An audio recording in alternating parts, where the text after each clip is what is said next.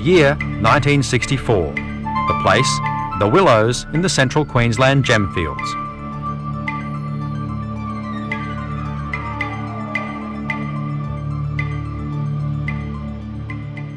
It's a harsh environment, but scratch the surface and you might just unearth something of rare beauty, a sapphire.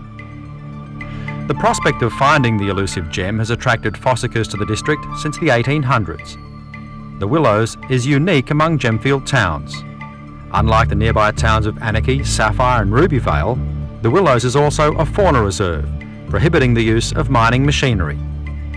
And that's the way the locals like it, a place where amateurs have come for years, armed with nothing but a pick, a shovel and a sieve, if you can put up with the searing heat.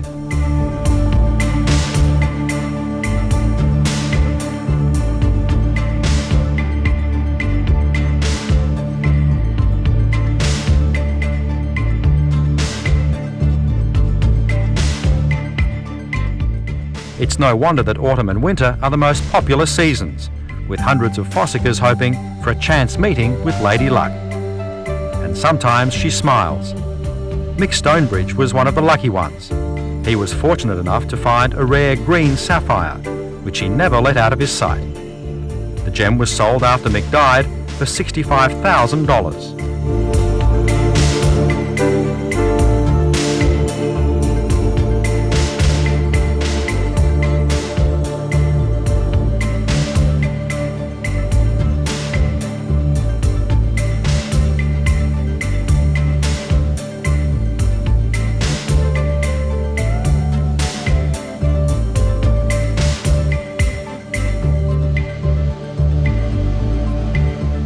With these fields the only ones in the world that contain yellow and green sapphires, as well as the more common blue, it's no wonder that they attract buyers from all over the world, especially from Thailand in the 70s and 80s.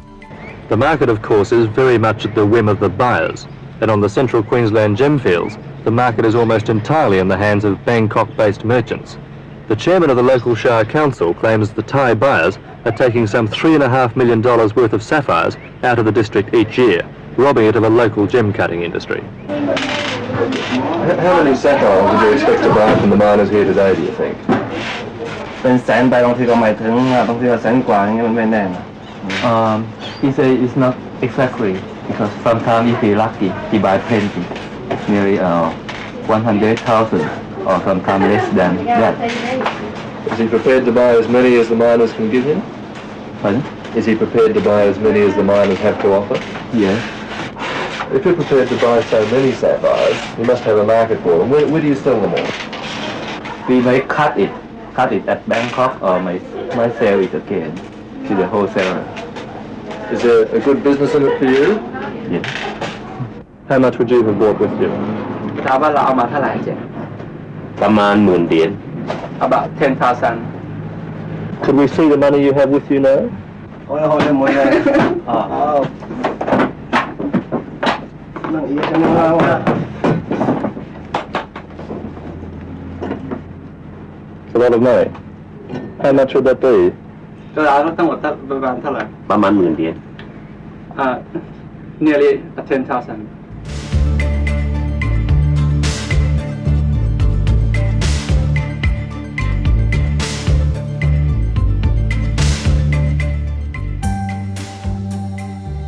Peter Laws, who was the first gem cutter at the Willows in the 1950s, recalls seeing one particular Thai buyer flip open his case to reveal $500,000 in cash.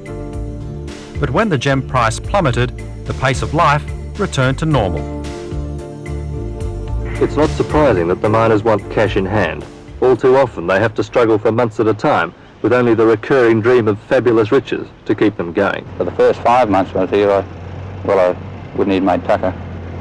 I was really scratching. What chance would you give the weekenders who come out here and just pitch a tent somewhere and start digging?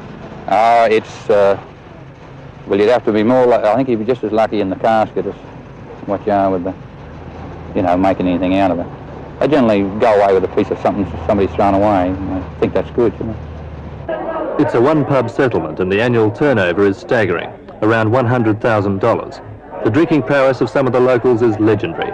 When the grog runs out, there's always the local specialty, scrub blush, metho and beetroot juice. Out here, even a bender has a bush flavour. It's called a rabbit run.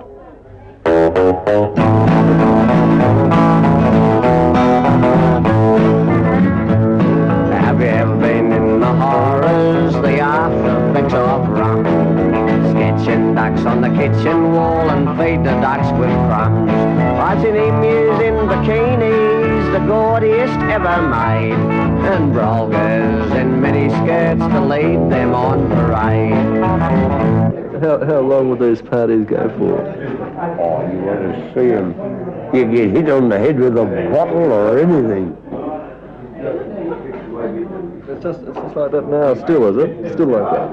Oh, not that bad. There's only been about 3 people shot in the last 3 years, I think. That bugs near my camp. Was that during a party? Or? No. One was a suicide, another was a shooting. And the shooting was,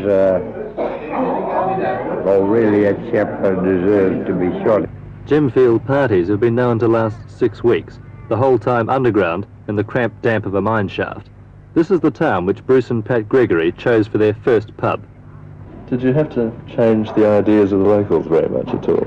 Quite a bit, yes, quite a bit. Yes, it took a little time. What sort of problems were there? Really the disregard for other people.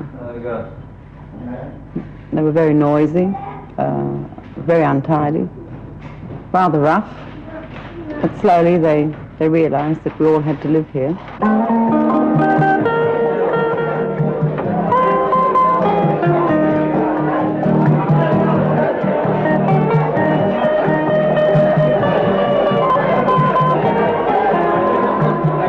The pub is the melting pot for the unlikely blend of ingredients which go into anarchy: miner and day tripper.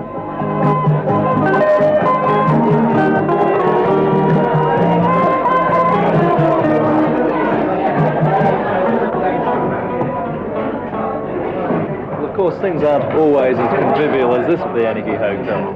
In a hard-working, hard-drinking town, spirits can get very high.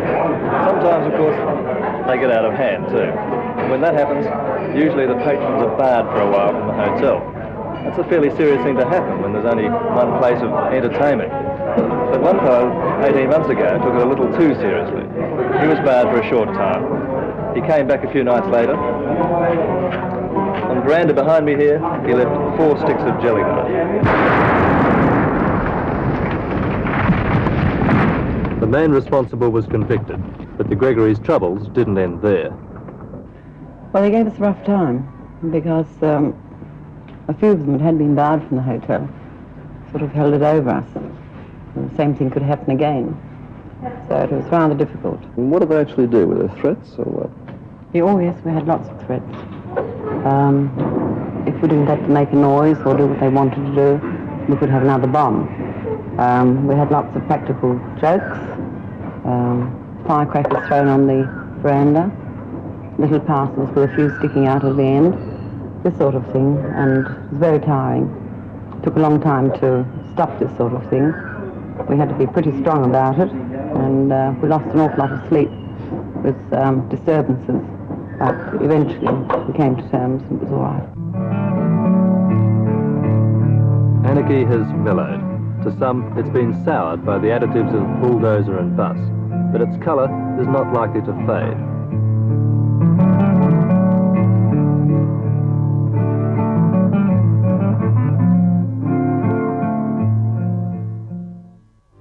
So the way it was in the 60s is pretty much the way it is today.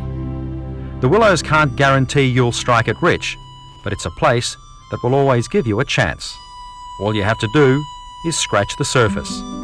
You might get lucky, you might even be inspired to poetry. Come to Willows, digger, make yourself content. Bring a pick and shovel, pitch yourself a tent.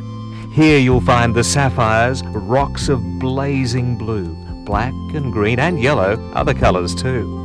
Jewels as big as marbles, even bigger still, gleam in every gully, glare on every hill. virgin miles of treasure, tons of gems in sight, shining like the planets and the stars at night. Come and get it, digger, come and get your share. Bring out bags and buckets, be a millionaire. Soon you will be famous, making headline news, taking 12-ounce yellows, leaving 8-ounce blues. Then you can retire, like we all do, dig, when our cash is little and our dreams are big.